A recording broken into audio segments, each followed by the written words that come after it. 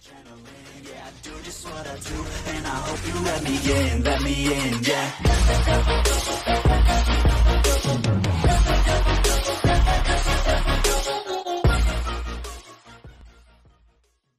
Hey, what's up guys, it's R50R, welcome back to another video. In this video we're going to be talking about how to make fast money.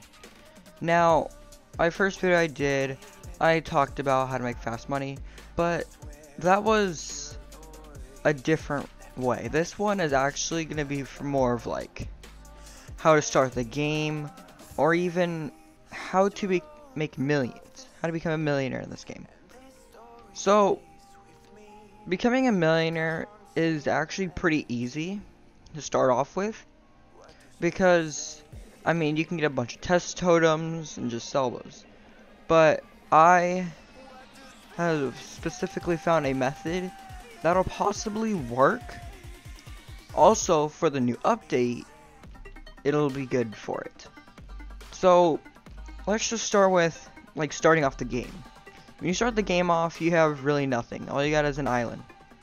And with that island, you have to progress it and find money tactics. Money is not that easy to get when you're starting off. So, the best way to get money is probably to grind iron off the start and stone from spawn. And then go and continue on.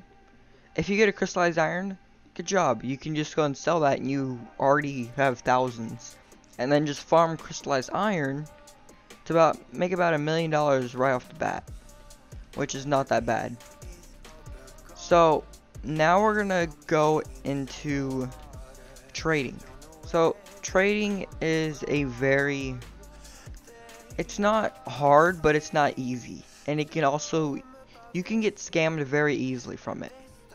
When I say that, I mean, let's start an example off with a test totem. A test totem has a value of about 600,000. That's what the value it's being sold at right now, at current moments. And if someone says 2 million is a good price and you fall for it, you just lost 1.4 million coins, which is a lot. You basically got gypped. So, I'm going to show you guys a chart. So here's the chart. So let's start off. I'm gonna leave this in the description, but when trading, use this chart because it'll help you out a lot. So right here we have demand. Demand is basically how much people want that item. So let's go, for example, let's do secret items. Let's say test totem. Let's keep using test totem as like an example. Test totem is being sold all over the Discord right now. Like, everybody's selling test totems. So a lot of people are selling it and buying it. Bedrock, not a lot, no one's really selling it, but if you try to sell it right now, I can guarantee you it's gonna get bought. So yeah, so let's do it for this one. So test hammer and test industrial. These are kind of unknown items. I kind of pulled these prices up just out of nowhere because those seemed like reasonable prices. Now, those prices could be higher if it's even rarer than that, because these items were never duped, so they could have a very high value. Food processor, right now at current moment, it's actually worth 25 million because you have to jump off your island. As far as I know, you have to jump off your island, and it's about a 1 in 1,000 chance you'll get it from doing that. Bedrock has a 1 in 10,000 chance to be able to be mined. So yeah, these are kind of just, you know, how easily it is to sell. Like crystallized iron, it'll sell pretty quick. And then we have values right here. These are how much the item's worth. Don't buy the item for too much over these prices, or you know, if somebody's selling crystallized iron for 90k, that's not a bad price. It's actually a really good price. 100k, it's pretty skeptical, but if they're selling it for 80k and under, those are good prices. So we're going to talk about stability. It's basically how stable the item is in values. So test totem, it went from 200k to 600k in a matter of like 2 weeks. That's what I'm talking about right there. These prices are not stable because these are unknown prices. This price is it's not stable, but it's pretty stable. These prices are you expect these to stay here. These prices are gonna go up or they're gonna go down. Think of it like this. You got this is a mountain, this is a hill, this is a bump. A bump is, you know, it's a little rocky. Let's think of this. It's a road that's pretty jank. You know, it's not bad. Well, that's actually really good. This is like going over a hill. This one is like trying to go up Mount Everest. So that's what I'm talking about for those. And then over time, I will add more items to here, you know, for the new items that come out, and then eventually I'll move them over here. Now obviously they're gonna have high demand because everyone's gonna want them. But that right there is basically a values list. Use this list when trading. And I have pretty much almost everything in here. I pretty much put everything in that was actually useful to put in. So now we're going to talk about farming techniques. Farming techniques are pretty useful. I mean, I have a berry farm technique. That's my farming way to make money. Because, so I harvested earlier. I got 6,266 berries. And since I have the game pass, if I divide 6,266 by 2, I have 3,133 berry bushes. So that means also when I go to sell all these, so when I sell all these berries right here that I made off of, you know, one harvest, I'll get $156,000. And believe me when I say this, so I'm working on a 3rd floor right now. You come up here, I have 1 floor, 2 floors, and I'm working on a 3rd floor right now. Once I'm finished harvesting with this, these have already grown back like up to here, and they're starting to work on all over here. So I think once I have another floor finished, I'll have an infinite berry farm. So basically I can just keep harvesting and harvesting. I also got 66 seeds, which is it's just a luck chance, but you can sell these for 3,500. Now we're gonna go on to the next one, which is not getting scammed. Scamming can be done very easily.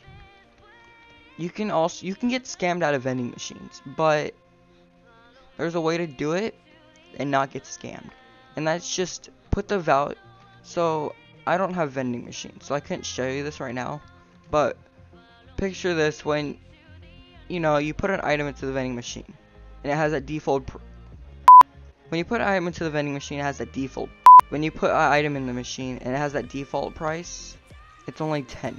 So let's say you put a hammer in there. Let's go with this gilded steel hammer. When you put that in there, someone can buy that for 10 coins. So when you're doing stuff like that, always put the price before you put the item in there, so you'd never get scammed. Now when trading, so trading is different from using vending machines to buy and sell items. So it can be when I buy iron from people to make my builds, which just exposed how I get all my iron. I also grinded all this iron because I surprisingly didn't lose connection, because got a past history of that. I lost connection. I didn't even. Oh. You lagged my game out to the point. Oh my god. You do trades like those where I buy like 40,000 iron from people. I usually do it with people that are trustworthy. If someone's not trustworthy, do not trade with them, because if you trade with a non-trustworthy person, you have a high chance to get scammed. So in the trading for the Discord, there's a thing called vouchers. If you have a higher amount of vouchers, that means you're a much more trusted player, which means you are shown that you're not a scammer. But if someone has no vouchers and they're trying to do a big trade with you, like let's say you give them 1,000 seeds for 1,000 berry seeds for, let's say, a portal frame, which I valued at 5 million. That's a 1.5 million downgrade that they're having right there, but they're getting 1,000 seeds, so who cares? I mean, you're winning. But if you go first, and then they can just leave the game, and you don't get the portal. Rip to you. But if, I mean, they're, you know, they have 100 vouchers, you have a high chance that you will not get scammed out of that trip. But when you're trading, I think the person that has the most amount of vouchers does not go first. The person with the least amount goes first. But that's just how I think it is.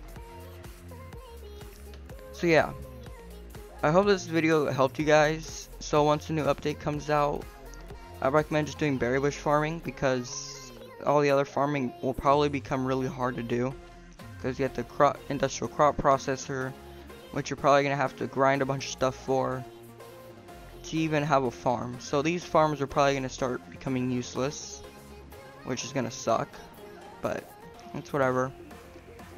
This game needed to have a farm update, because it's way too easy to grind. If you guys enjoyed this video, please leave a like, subscribe, and I will see you guys soon, but not soon because I'm going to be gone, which I said in the last video. So don't expect a video for like 5 days. And I'll see you guys later. Peace.